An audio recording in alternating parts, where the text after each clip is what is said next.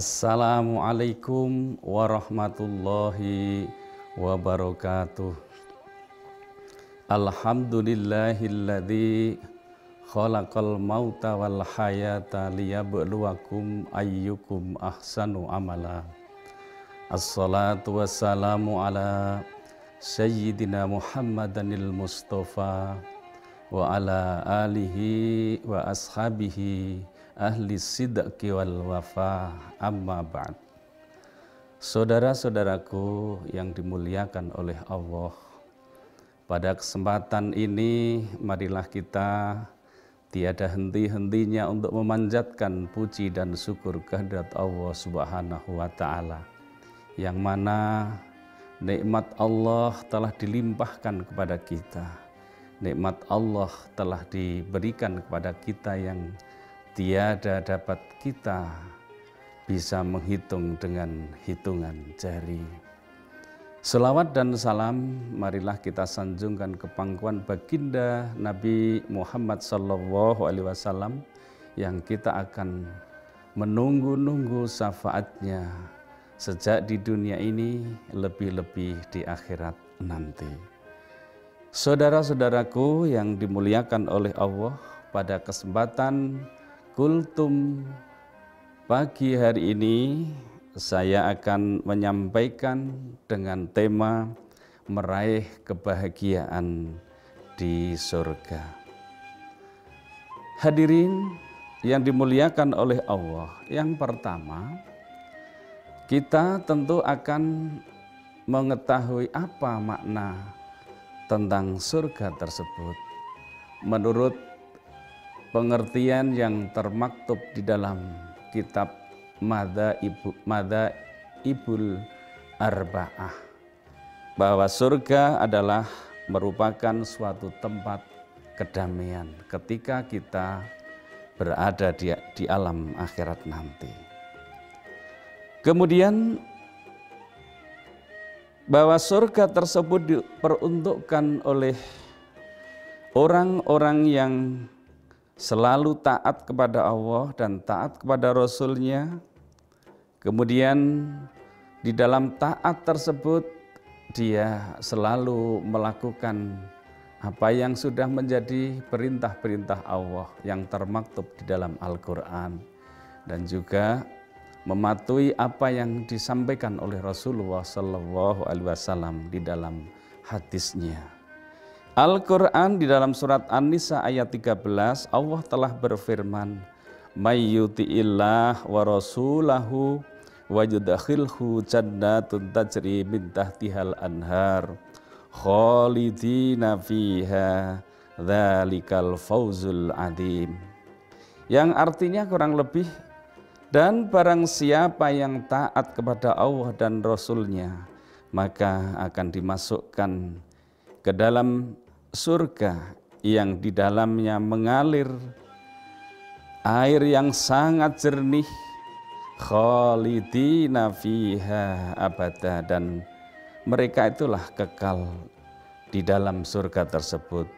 Dzalikal fauzul adzim, dan itulah suatu kewenangan yang diberikan oleh Allah Subhanahu wa ta'ala kepada hamba-hambanya yang taat kepada Allah dan Rasul-Nya. Setiap orang pasti akan mendambakan kehidupan yang bahagia. Itulah kehidupan ketika di surga. Sejak di dunia ini, orang hidup tentu akan mendambakan kehidupan yang bahagia. Bahagia di dunia, di dalam arti keluarga sejahtera, ekonomi mapan, batin juga nyaman, anak dan istri juga dalam kondisi yang aman dan nyaman. Itulah yang disebut dengan surga dunia. Dan lebih-lebih orang akan merindukan kehidupan yang sangat indah ketika di akhirat nanti, yaitu dengan kedamaian surga. Oleh karena itu syaratnya orang yang bisa masuk surga tersebut hanya dua, yaitu taat kepada Allah dan taat kepada Rasulullah Muhammad sallallahu alaihi wasallam. Kemudian yang kedua, siapakah orang yang pertama akan masuk surga? Di dalam sebuah hadis disampaikan bahwa orang yang pertama yang akan masuk surga adalah orang-orang fakir. Kenapa orang-orang fakir? Secara logika kita bisa memikirkan bahwa orang fakir setiap kebutuhan di dunia ini dia tentu akan mendapat kesempatan yang paling akhir. Yang kaya sudah bisa membeli rumah mewah, yang miskin akan terlambat untuk mewujudkan mempunyai rumah. Yang kaya sudah berhasil untuk membeli mobil mewah, yang fakir akan mampu membeli di kemudian hari. Meskipun jenisnya adalah berbeda. Oleh karena itu, oleh Allah Subhanahu wa Ta'ala, karena orang kaya itu selalu didahulukan apa-apa kenikmatan di dunia, oleh karena itu Allah akan mementingkan orang-orang fakir dan didahulukan ketika mendapatkan kenikmatan di akhirat kelak. Hadirin yang dimuliakan oleh Allah, adapun jarak perbedaan antara orang miskin dengan orang kaya ketika di surga, jaraknya kurang lebih adalah 500 tahun, atau adalah dalam salah satu riwayat dikatakan adalah 40 kali musim gugur. Begitu lama ternyata orang fakir akan dimasukkan ke dalam surga dulu, baru orang-orang yang kaya baru akan mendapatkan giliran masuk surga. Hadirin yang dimuliakan oleh Allah, kita berlanjut kepada yang angka ketiga, bahwa tanda-tanda orang yang bisa meraih kebahagiaan surga itu adalah ada 3 orang. Yang pertama adalah baitun sholih, yang kedua adalah markabun sholih, kemudian yang ketiga adalah zaujatun sholih. Kita menginjak yang pertama, baitun sholih, rumah yang bagus.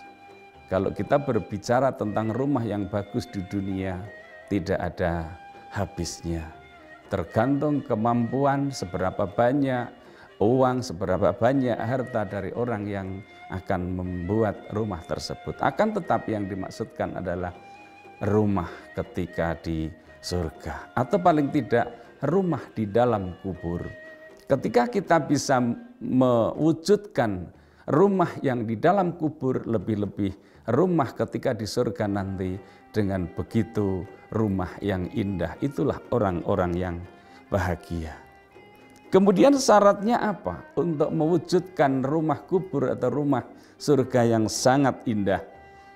Itu harus ada yang nomor 2, yaitu markabun sholih.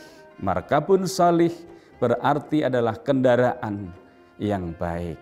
Kendaraan di dunia ini mungkin ada mobil mewah, bisa jadi Alphard, bisa jadi Pajero, bisa jadi yang lain. Akan tetapi kendaraan yang sangat utama digunakan sebagai kendaraan untuk masuk surga tidak ada lain adalah amal kebajikan di antara kita semua.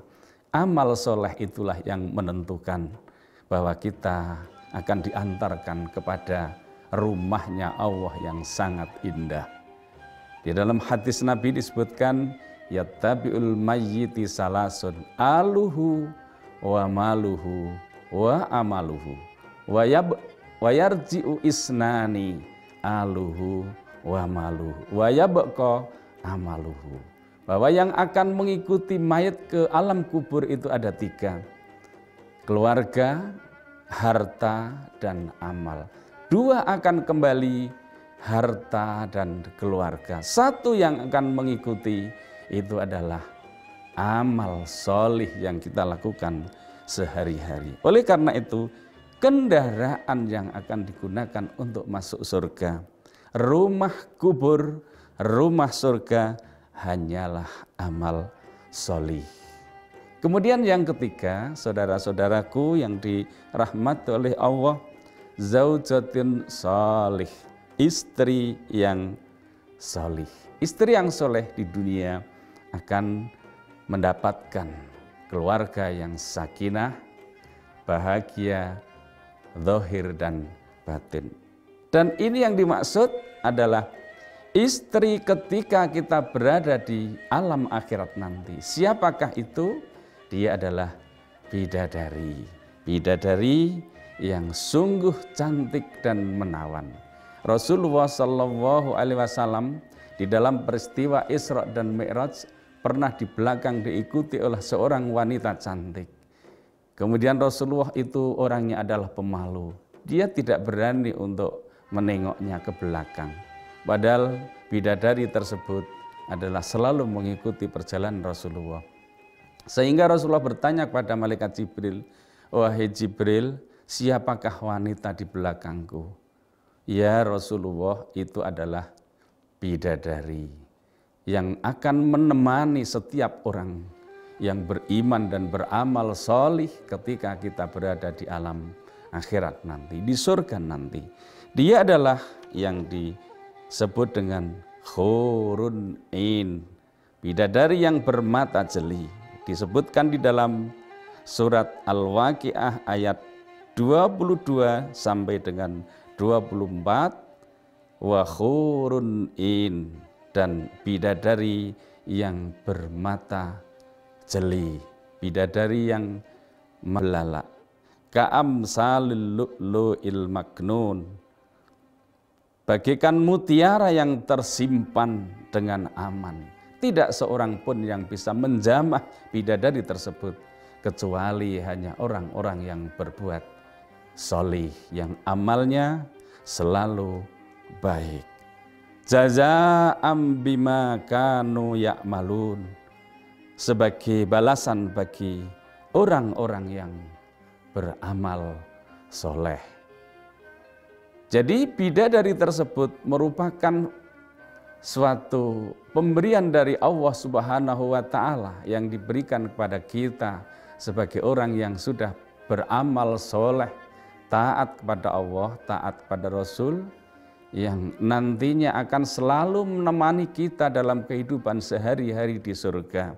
Andai kata bidadari tersebut disebutkan dalam suatu riwayat, dia meludahkan air ludahnya ke dalam suatu lautan, maka lautan tersebut akan berubah airnya menjadi madu. Begitulah satu keajaiban rahmat Allah Subhanahu wa Ta'ala yang akan mengajak atau menggiring umatnya, para manusia, para hambanya yang hidup di dunia ini agar bisa menikmati keindahan surgawi. Begitulah saudara-saudaraku yang dapat kami sampaikan pada kultum kali ini. Mudah-mudahan bermanfaat dan akhirnya wabillahi taufiq wal hidayah. Wassalamualaikum warahmatullahi wabarakatuh.